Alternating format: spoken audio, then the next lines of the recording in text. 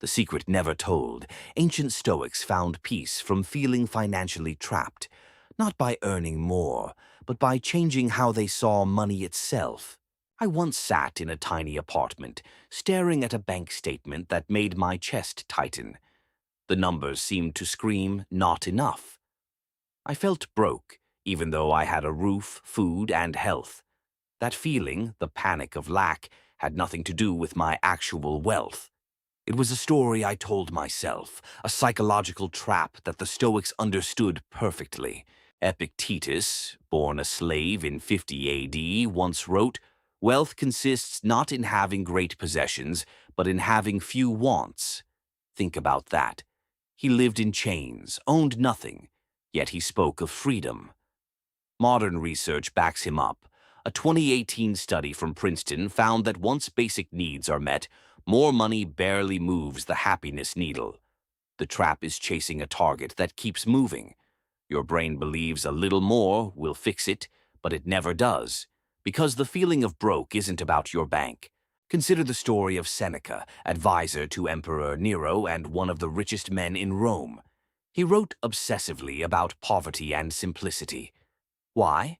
Because he saw how wealth corrupted his peers. They owned villas, fleets of slaves, and still woke up anxious.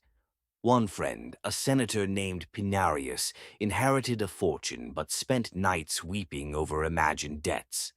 Seneca realized the chains were not made of gold, but of the mind. Here is the second trap. We compare our insides to others' outsides. Stoic philosopher Marcus Aurelius wrote, "The happiness of your life depends upon the quality of your thoughts."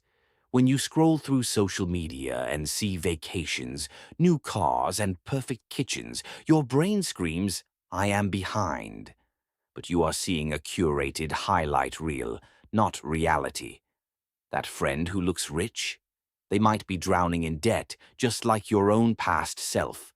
The comparison is poison, but it feels so real. A 2019 Harvard study tracked 4,000 people over 20 years.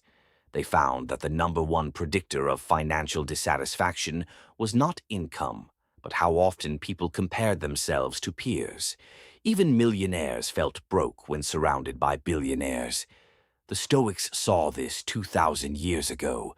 Epictetus said, "If you wish to be wealthy, do not add to your money, but subtract from your desire." That subtraction is the only cure for the comparison trap. The deepest insight?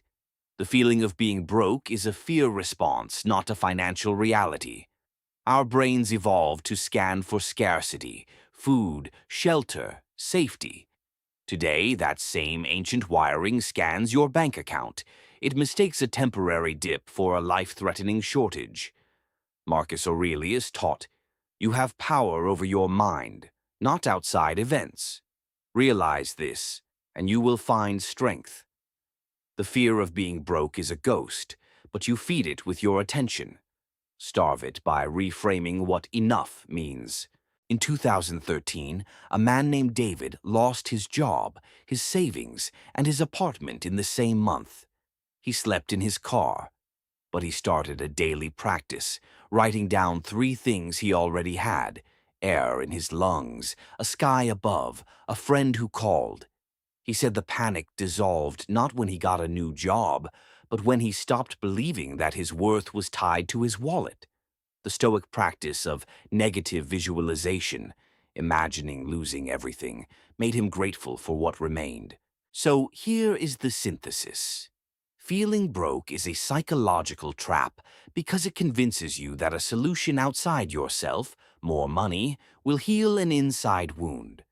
But the wound is scarcity thinking, not actual lack.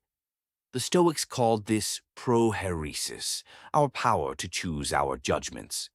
When you feel broke, pause and ask, is this a real problem of survival or a story my mind is telling? Most of the time, it is a story, and you are the author. You can rewrite it right now. What happens when people ignore this? They chase money endlessly, sacrificing health, relationships, and peace. They take jobs that crush their spirit, stay in toxic situations, and still feel empty. I have seen people earn six figures and still cry over credit card bills. The tragedy is not poverty. It is the illusion that money can buy freedom from psychological lack. That path leads to burnout, loneliness, and a life half-lived. The Stoics warned us, do not be a slave to what you own. Here is the truth. You are not broke. You are alive, breathing, and capable of choosing your thoughts.